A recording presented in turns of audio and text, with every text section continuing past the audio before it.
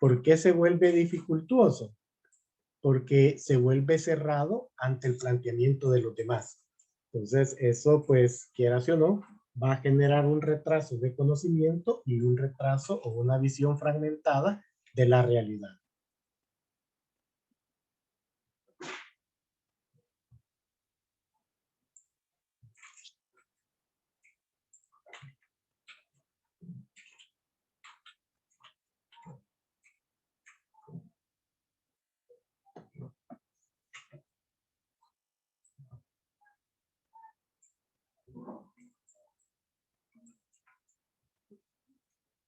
Aquel que piensa que ya posee la verdad absoluta y la explicación satisfactoria para todos, desprecia e incluso pretende eliminar a quien piensa de un modo propio. Entonces, esa es una de las desventajas del dogmatismo. Lo propio de su posición es precisamente no caer en la cuenta de que el conocimiento humano tiene límites, es histórico y contingente, y que por tanto ningún hombre ni ninguna doctrina puede pretender haber agotado toda la sabiduría humana posible. Entonces, el dogmático es cerrado, es cuadrado, llamémoslo así, no permite ninguna otra postura que gire alrededor o contraria de la de él, y eso vuelve excluyente. El problema de la verdad. Las verdades se han de justificar por sí mismas ante el tribunal de la razón humana. ¿Qué es la verdad? Es lo que la razón humana va a procesar, conceptualizar y confrontarla con el concepto que ya se tiene. Y no son más verdades porque otros ya las hayan pensado con anterioridad. Se va a partir de la experiencia que se tiene, y esa experiencia que está conceptualizada en nuestra memoria, la contrastamos desde nuestro concepto a lo que tenemos frente a nosotros. Para la sabiduría popular, hay con frecuencia una idea determinada de qué es lo que el hombre puede conocer y qué es lo que le está vedado, lo que no puede conocer. Cuando nos interesamos por el conocimiento, lo hacemos preocupados por determinar en qué consiste la verdad y cómo es posible que un conocimiento llegue a alcanzar. Es decir, se trata de saber si es posible, cómo es posible un conocimiento verdadero. Entonces vamos viendo que ese confrontar nuestro concepto con la realidad, pues nos va a llevar a el conocimiento de la verdad, que no va a ser una verdad total, es probable. Sin embargo, nos va a dar un mayor conocimiento en la medida en que lo contrastamos con el concepto que ya tenemos. Por verdad se ha solido entender la adecuación entre la inteligencia del hombre y el mundo que conocemos. Cuando a uno le dicen, mira, busca una silla, ¿y usted en qué piensa? En una silla. ¿Cuál silla? Va a ser la silla que usted tiene en su mente, el concepto que usted tiene en su mente. Uno llega a una casa y le dicen, sentate, lo primero que uno busca es una silla donde sentarse. Ahora, si uno no haya una silla, pues uno se queda de pie. Al menos que le digan, ahí sentate en la cama. La cama no es silla. La cama no es para sentarse, es para acostarse. Entonces, si a usted no le dicen siéntate en la cama, usted no se sienta. O si estamos en el campo y estamos ¿qué? Al aire libre y nos dicen sentémonos. Y yo sé que ahí no hay silla, entonces yo busco dónde sentarme, jalo una piedra, me siento a la par de un árbol, no sé, o meto los pies en el río. Ya va a depender de la concepción que se tenga. Claro, si estoy en un lugar libre donde no hay sillas, por naturaleza no hay sillas, entonces yo voy a buscar dónde sentarme. Entonces ahí vamos viendo cómo entra la adecuación entre inteligencia del ser humano y el mundo que conocemos. Evidentemente, esta cuestión se puede responder de un modo prefilosófico y dogmático. El conocimiento no es el problema. El hombre simplemente conoce las cosas a lo largo de su vida. Y este conocimiento es verdadero. ¿Por qué decimos que es prefilosófico? Porque no tiene ningún argumento que esté detrás. Sencillamente es lo que conoce y es lo que maneja. Más allá, como no le interesa ir más allá, entonces se queda con eso. Pero las cosas no son tan así. El hombre, por ejemplo, se engaña con frecuencia, dando por reales y verdaderas muchas cosas que después resultan ser solo producto de su imaginación. Los niños pequeños o el miedo. El miedo. ¿Qué es el miedo? Sería una postura irracional de algo que no conocemos, lo cual genera una inseguridad y me provoca el miedo. Una vez estábamos en una ermita y había ido con un joven, me iba acompañando un joven que quería ser fraile. Y, no, y la ermita quedaba en la cima de un cerro y la gente nos dijo, tengan cuidado con la tulivieja, tengan cuidado que allá asusta. Y a mí eso no me calaba, pero sin embargo al joven que iba conmigo, sí. Cuando nos acostamos, juntamos las bancas para acostarnos. De repente él se sentaba y alumbraba las tres puertas. Y me despertaba y le decía, ¿qué pasó? No oíste nada. No, no hay nada. No volvíamos a dormir y a cada rato se despertaba y tiraba el focazo hacia la puerta. Y yo le decía, no hay nada, hasta que me levanté y casi lo obligo a ir a la puerta, porque no estamos hablando de un niño chiquito, estamos hablando de un joven ya de 20 años. Y le dije, venite, vamos a la puerta, abrámosla. No hay nada. Abrimos las tres puertas y él cayó en la cuenta que no había nada. Sin embargo, en la mañana amaneció con una gran ojeras. Lo más seguro es que el conflicto de su inteligencia con el encuentro con la realidad, de forma simple, él conceptualizó que existía ese personaje ficticio, lo da por verdadero y eso lo tuvo despierto. Entonces aquí vamos viendo cómo se dan esos engaños que pasan por reales, pero que simplemente son trastornos de nuestra o malas jugadas de la inteligencia. La esencia de la inteligencia. Por esencia se entiende usualmente en filosofía lo que es. Por ejemplo, que la esencia de una silla, ¿cuál es? Que es silla. Vámonos a algo quizás un poco más entendible. Usted le dan un café y usted lo mira, agarra la taza y lo mira y no ve el fondo. Y después que pega el primer trago sintió que se despertó de una forma increíble y se mira ante el espejo y sonríe y los dientes pintados de negro. ¿Qué tipo de café es ese? Ah, esa es una esencia de café. Es un café café. Ese es el verdadero café. No sé si me explico. Entonces, hacia ahí va lo que es la esencia. Y esta está determinada por la realidad. El proceso sentiente. Todo organismo animal consiste en una permanente actividad. Hay que comenzar diciendo que cualquier actividad animal está determinada por una serie de estructuras biológicas, según sea la índole de tal ser vivo. En los animales es el sistema nervioso el que se encarga de determinar el tipo de actividad que el organismo va a llevar a cabo. Se puede llamar sentir a la función biológica que se funda en el sistema nervioso animal. Pues vamos descubriendo que todo ser viviente tiene su proceso sentiente.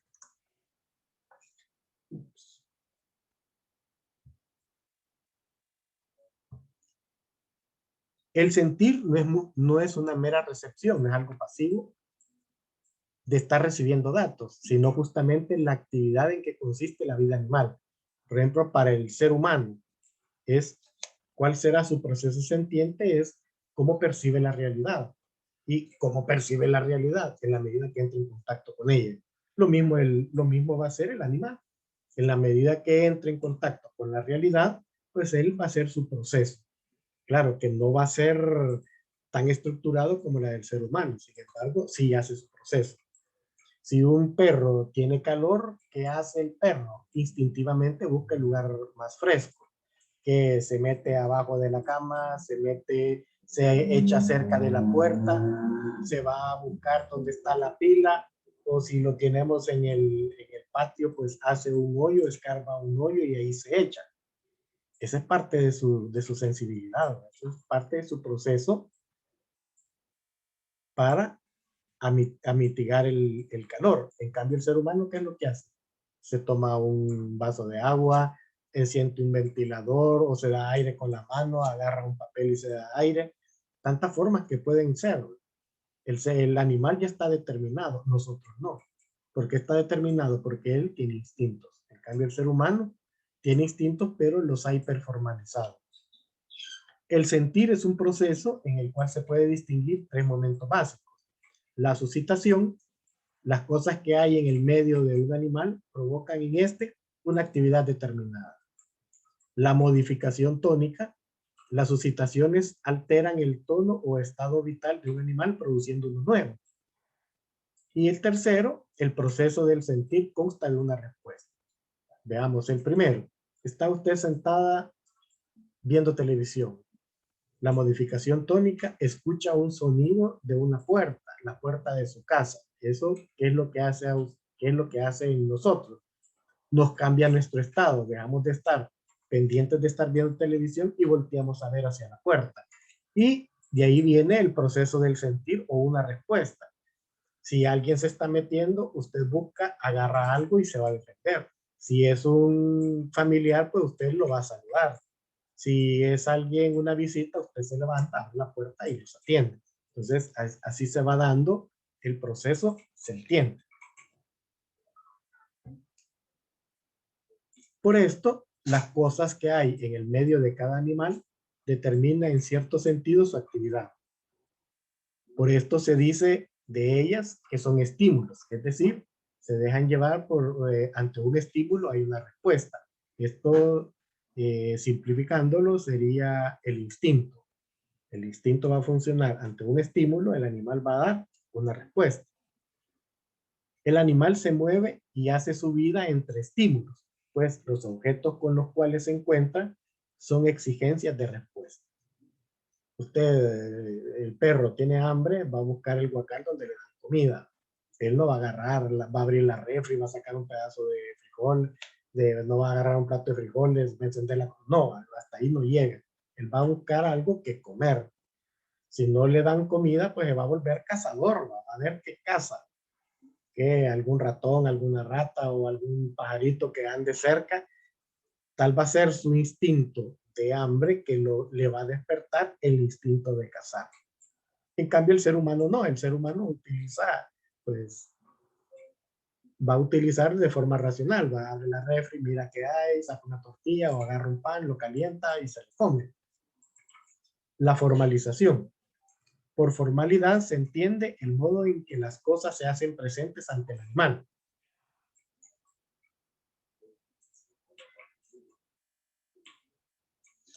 La formalidad propia de los animales es la estimulidad. Estamos hablando del estímulo. ¿Por qué reacciona así? Ante un estímulo siempre va a haber una respuesta.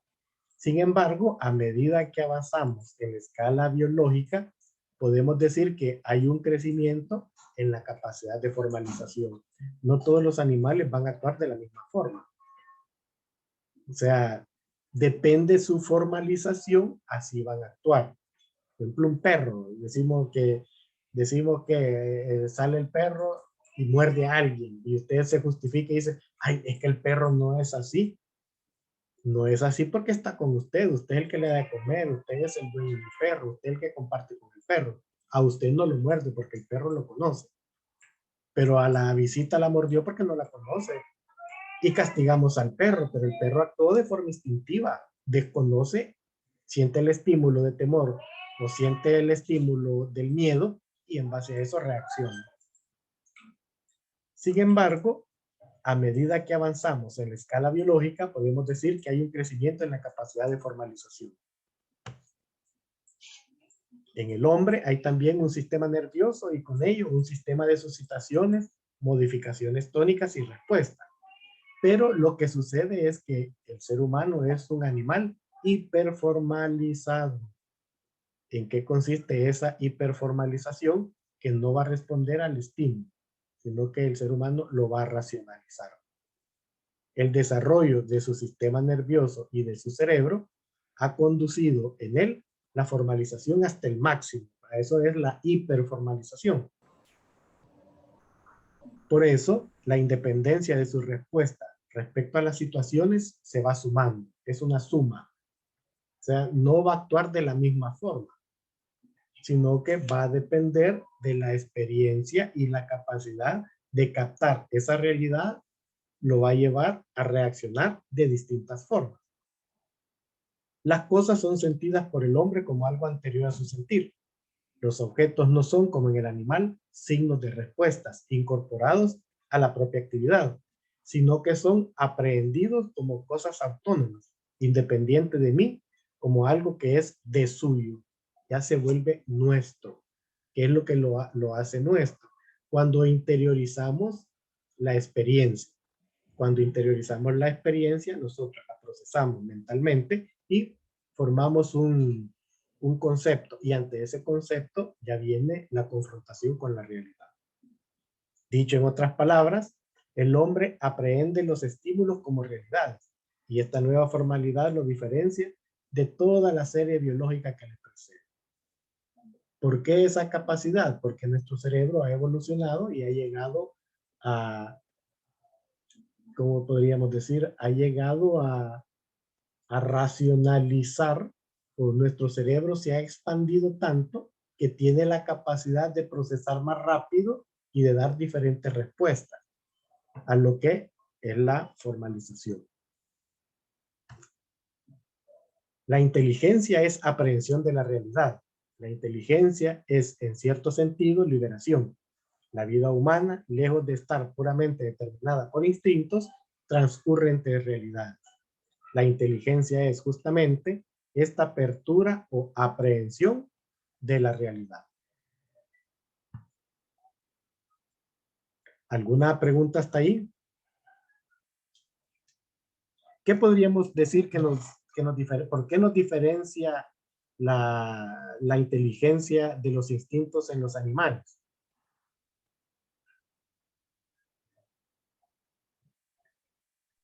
Porque nosotros somos racionales y ellos no. Porque nosotros somos racionales.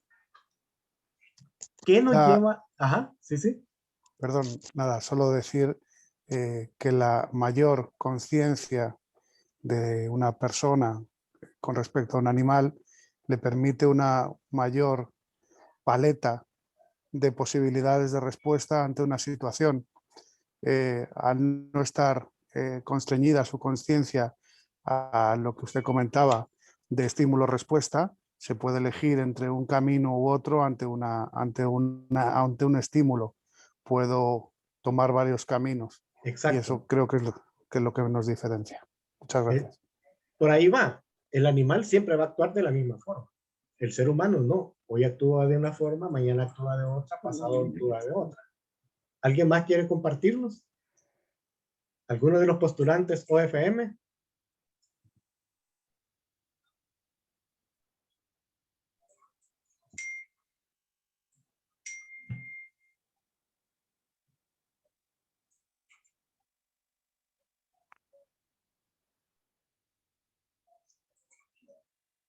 Postulantes, no se duerman, no se duerman. Cosa que nos pasa a todos cuando somos postulantes o cuando fuimos postulantes. ¿Alguien más nos quiere compartir la impresión que tiene con respecto a la inteligencia?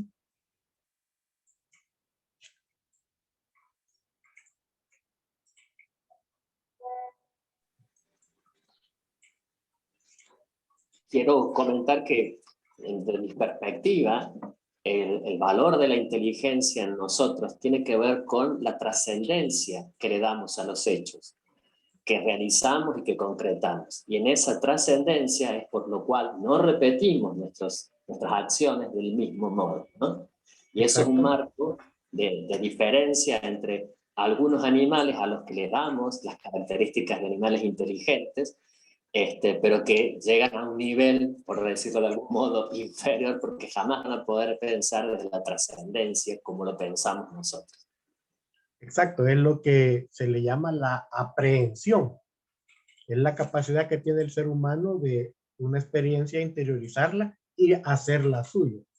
Y eso es lo que nos lleva a actuar de forma inconsciente, llamémoslo así. Usted tiene sed y tengo yo mi vaso a la par, pues yo instintivamente, llamémoslo así, agarro el vaso y tomo agua. No tengo que hacer todo el proceso, porque ese proceso ya lo hice mío.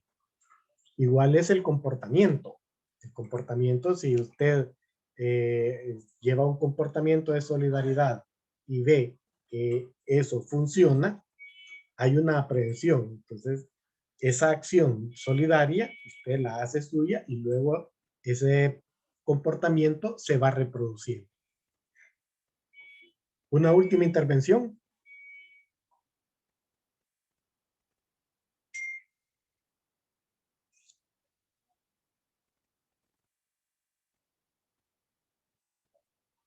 Fíjense que voy a presentar el planteamiento de los franciscanos, de la escuela franciscana.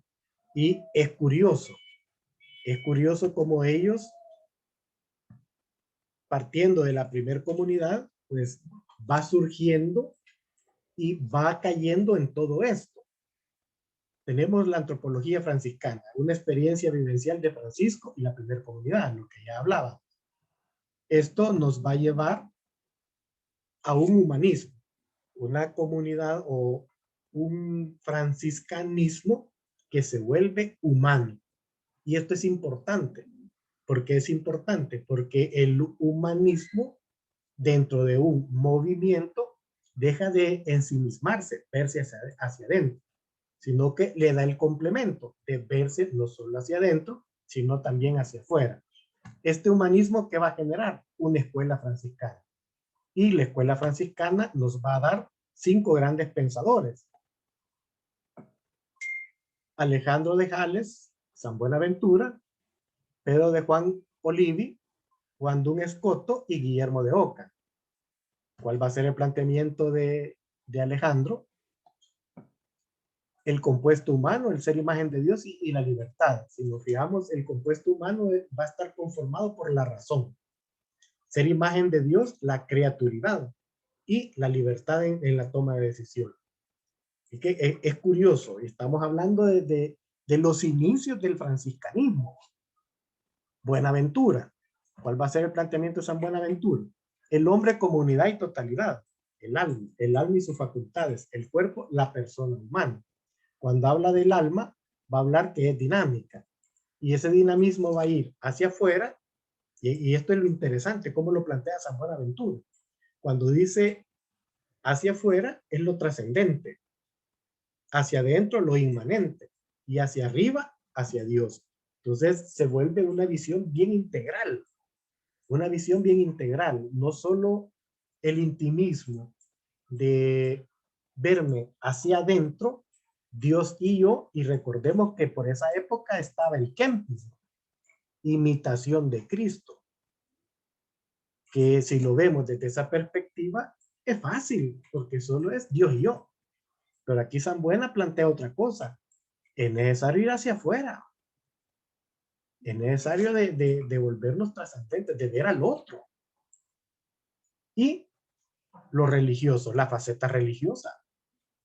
Yo no puedo quedar solo en una, ¿no? El alma tiene estas 3 dimensiones, hacia afuera, hacia adentro y hacia arriba.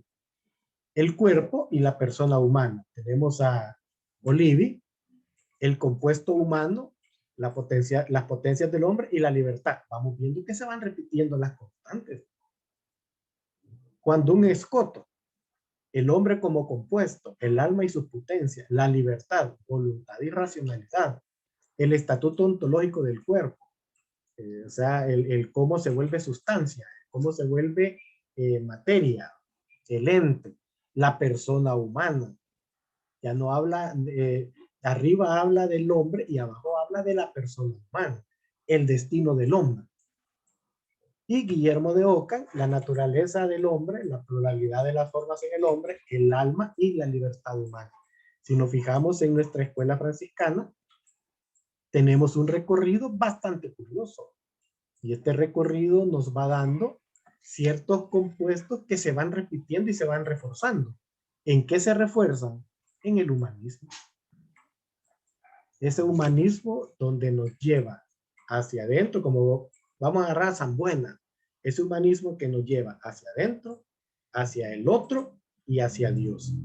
Y no puedo evadir estos tres caminos, no puedo evadir estas tres cosas, no tres caminos, sino estos tres elementos de una misma cosa. Sería nuestra visión integral de franciscano. No me puedo quedar solo hacia adentro, no me puedo quedar solo hacia afuera, porque entonces me vacío. No me puedo quedar hacia adentro porque entonces me vuelvo egoísta. Entonces, ¿dónde está la experiencia de la comunidad primitiva? El salir hacia el otro. Pero además, tengo que tender hacia arriba la trascendentalidad del ser humano hacia un ser superior. Y todos van girando en lo mismo. Todos van girando en lo mismo.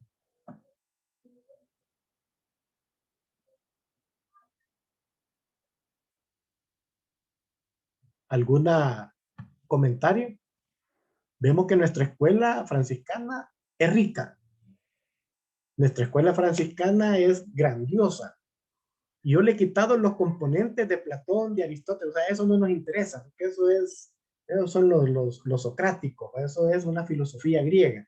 Yo me he quedado a solo nombrar lo importante de nuestra espiritualidad, lo importante de nuestros pensadores, lo importante hacia dónde va señalando. Y todos giran alrededor de lo mismo. Un franciscanismo, a mi juicio, bien completo. No es porque seamos nosotros franciscanos y seamos egocéntricos. No, es parte de la dinámica franciscana, el salir hacia el otro. ¿Algún comentario? Gracias, Raúl. Me gustó mucho el esquema de la escuela franciscana de los pensadores, ¿verdad?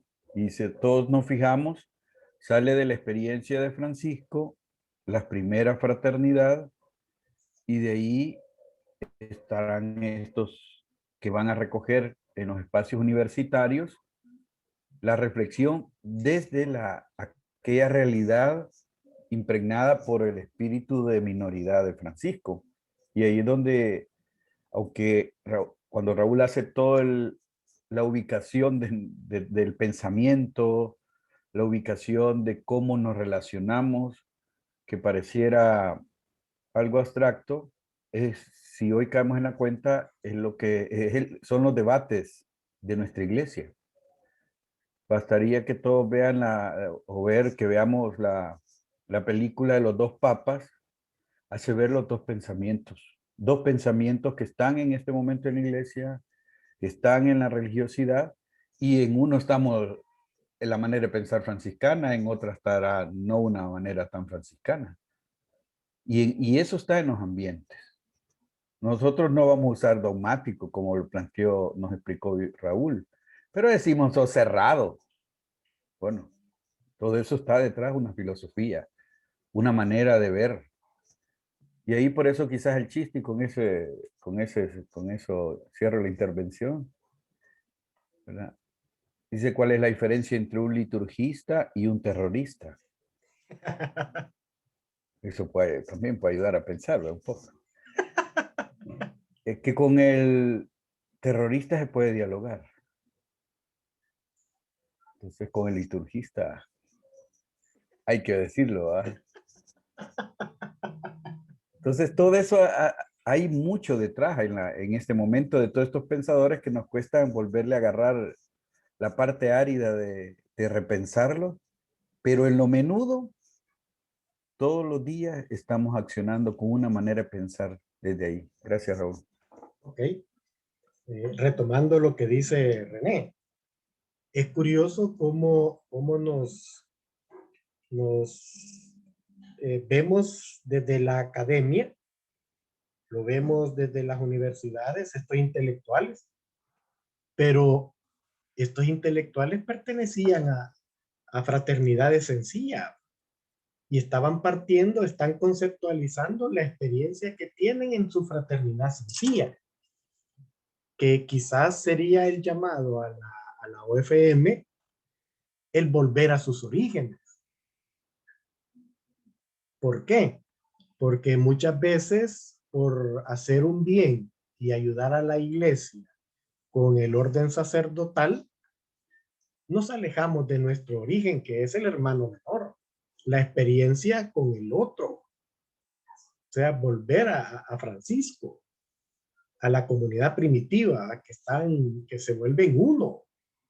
Se vuelven uno, y eso es lo que le da la fuerza, y eso es lo que hace que llegue más gente. Ahora no, ahora llega gente porque quieren ser cura, quieren salir de su situación de miseria, o yo qué sé, tantas situaciones que pueden dar.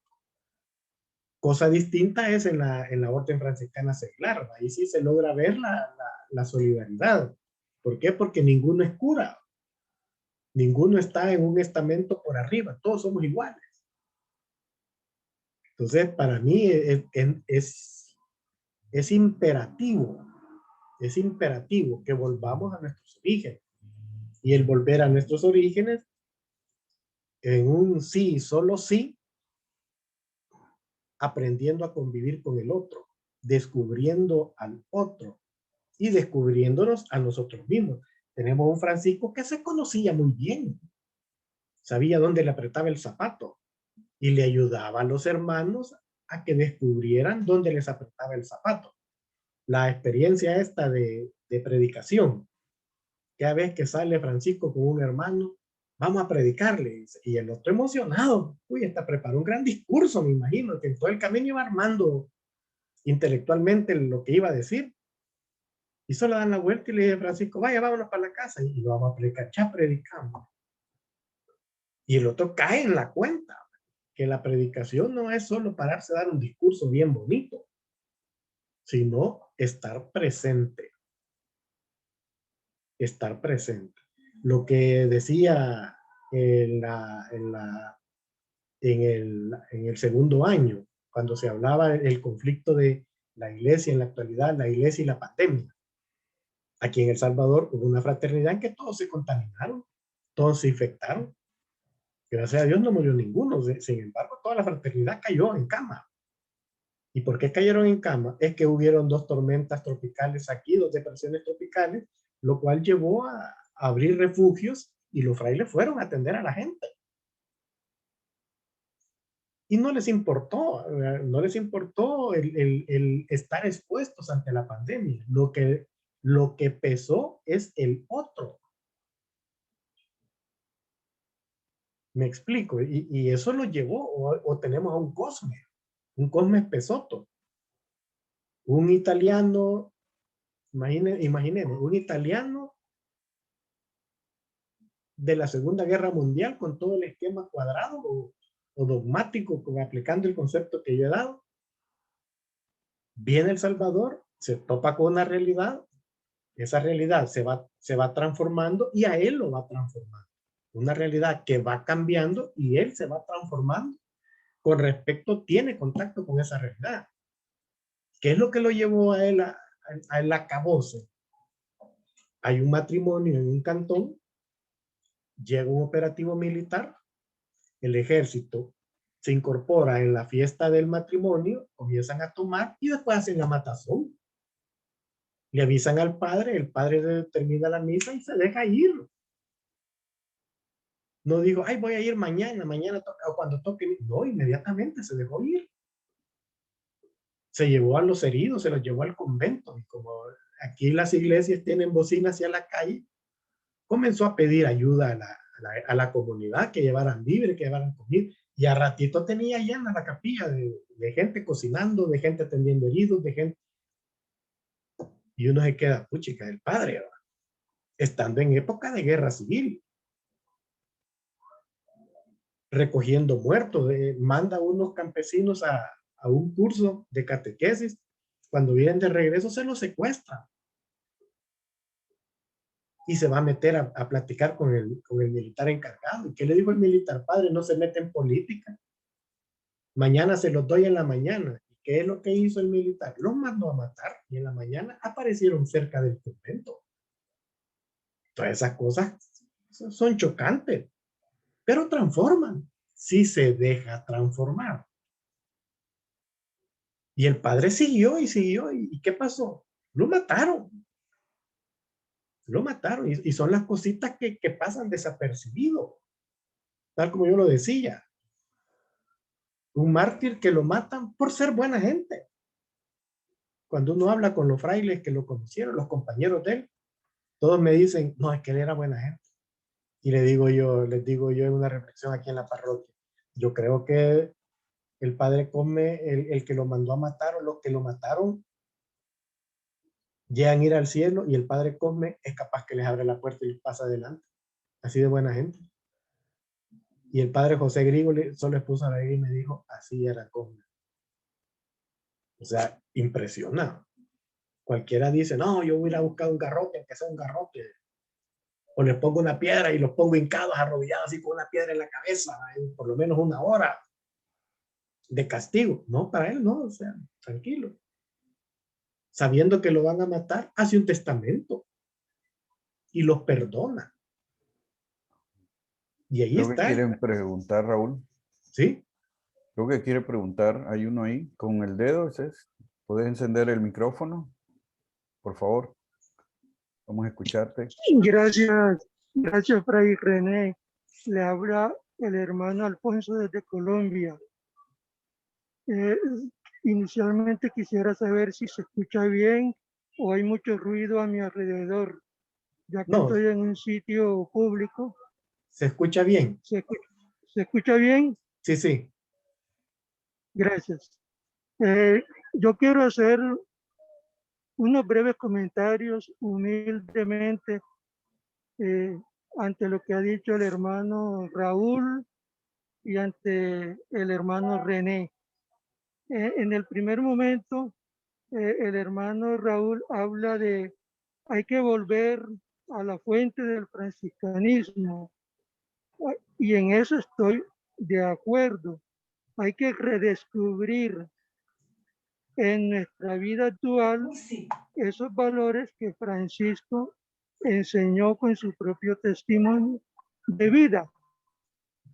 Pero también podría pensarse eh, equivocadamente que volver a la fuente del franciscanismo sería volver a vivir como Francisco y sus primeros compañeros en una época completamente distinta a la actual.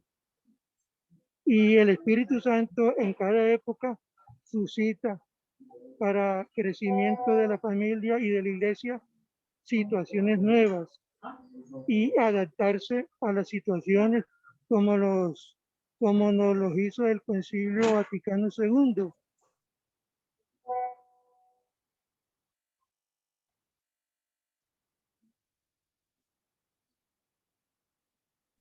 Hoy sí se le pegó. Sí, se le pegó la intervención. Raúl, para continuar mientras se vuelve a ubicar el hermano. Vamos a crear 5 grupos.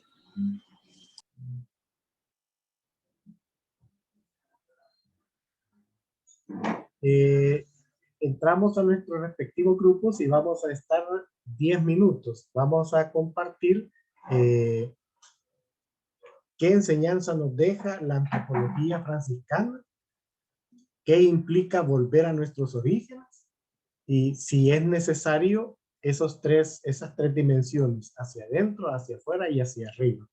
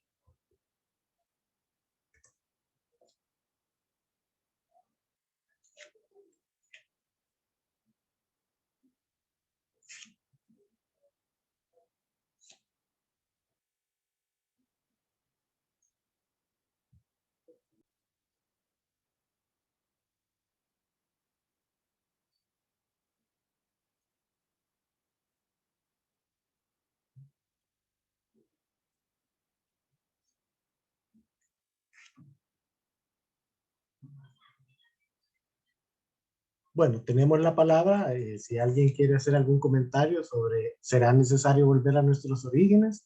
Como primera pregunta. Segunda pregunta podría ser el de la... ¿cómo estamos caminando en esas tres dimensiones que nos plantea San Buenaventura? Hacia adentro, hacia afuera y hacia arriba. Tenemos 10 minutos.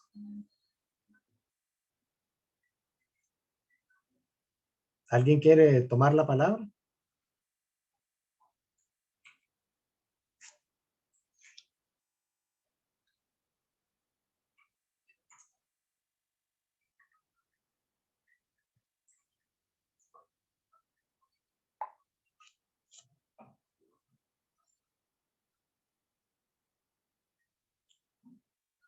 De los hermanos postulantes, ¿alguno quiere participar? Por favor, activar el micrófono.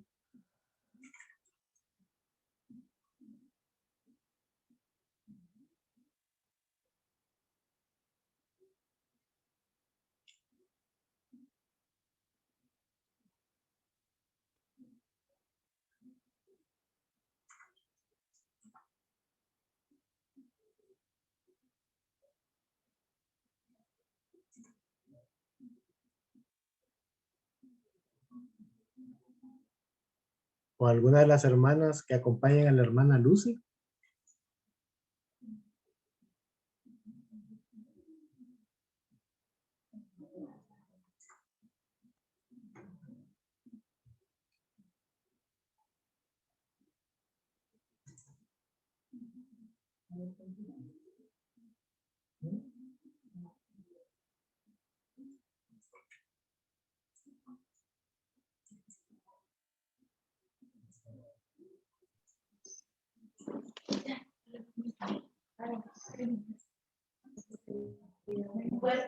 Buenas tardes, paz y bien. Mucho gusto. Dice que para mí es necesario volver a los orígenes, es necesario conocer para nosotras porque realmente, digamos, eso ayuda más a tener más conocimiento y a conocer mucho más de lo que es los orígenes de nuestra espiritualidad. Sí. No, está bueno, sí, para eso son los procesos. Si en el postulantado, pues vamos conociendo, enamorándonos de nuestro fundador para ver si tenemos el carisma para seguir o no seguir. Pero eso no implica que después no podamos hacer otra cosa. No,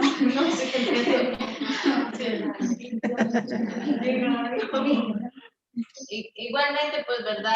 Es necesario volver para ir conociendo, ¿verdad? En el sentido de que de dónde venimos, hacia dónde vamos, por qué lo hacemos, para qué lo hacemos, ¿verdad? A quién se lo hacemos. Yo creo que en este caso, pues sí sería a todo, ¿verdad? Toda persona que necesita, ¿verdad? Porque uno de los rasgos muy notorios de nuestro Padre San Francisco, pues fue el servicio, ¿verdad? Aquellos que más lo necesitaban. Igualmente, pues, ¿verdad? Ver a Cristo a través de ellos. Y sí es necesario. En nuestro caso, ahorita estamos en el estudio, ¿verdad? De cómo se fundó la congregación, ¿verdad? Yo creo que sí es muy importante, porque uno no llega a amar a algo que uno no conoce, ¿verdad? Y sí es muy necesario. Exacto. Volver a nuestros orígenes. Así es. Los hermanos postulantes quieren participar. No pueden conectar el micrófono.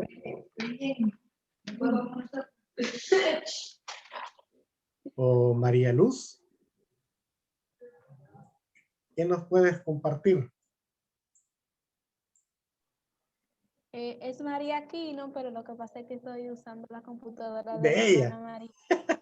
Sí, pero es María Aquino, como quiere María, pero Ok. lo único que cambiamos el último nombre. Sí, yo pienso que la pregunta que la compañera estaban interactuando, que es si, o sea, que decía que, o sea, como que usted decía, o sea, ¿cómo era la pregunta? Ay, Dios mío. Que si es necesario volver a Ajá. los orígenes. Bueno, yo pienso que sí, porque así uno, o sea, trata de conocer lo que ha pasado y vuelve a la realidad. Y yo creo que sí que es muy importante conocer los orígenes pasados, porque así uno conecta con lo de ahora y con lo de antes. Correcto. Y no cometemos los errores de alejarnos de nuestro Se fundador, cometieron antes. que se cometieron antes, Ujú. exacto. Sí, sí. Soy Charo de Málaga, España. Mucho gusto. ¿Qué nos puede compartir? Mucho gusto. No, estaba escuchando, era un fraile, ¿no? El colombiano. Yo también soy colombiana, pero llevo muchos años aquí. Sobre los orígenes. Es que en aquella época hay que volver sí a los orígenes, pero teniendo en cuenta la época de hoy, porque como vamos evolucionando, lo que usted decía, no volver a cometer los mismos errores que se pudieron haber cometido en nuestros primeros, ¿no? Sí, Pero eso es un caminar, eso es un aprender. Y para eso creo que estamos aquí, los que queremos estar o podemos estar, para afianzarnos un poco más, para podernos proyectar cabal.